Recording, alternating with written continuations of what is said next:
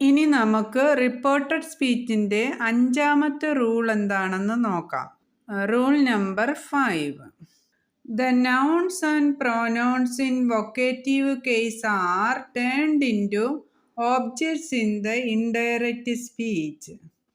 വൊക്കേറ്റീവ് കേസിലെ നൗണുകളും പ്രോനൗണുകളും ഇൻഡയറക്റ്റ് സ്പീച്ചിൽ ഓബ്ജക്ട്സായി മാറും.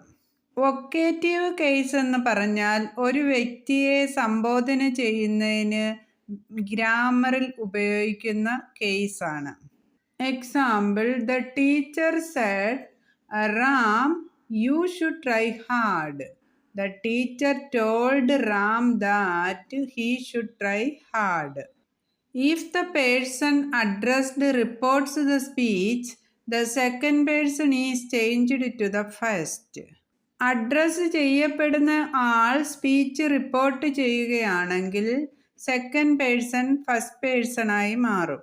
Example, she said to me, you are a clever boy.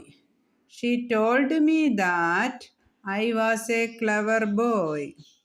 If the pronoun he or she stands for different persons, the names of the persons referred to are inserted in brackets after the pronouns. Besides, nouns could be used instead of pronouns wherever possible. Pronoun ആയ he അല്ലെങ്കിൽ she 2 വ്യത്യസ്ത വ്യക്തികളാണെങ്കിൽ ആ വ്യക്തികളുടെ പേരുകൾ പ്രോനൗണിന് ശേഷം ബ്രാക്കറ്റിൽ കൊടുക്കണം. കൂടാതെ സാധ്യമായ ഇടങ്ങളിലെല്ലാം പ്രോനൗണിന് പകരം നൗൺ ചേർക്കുന്നതായിരിക്കും നല്ലത്.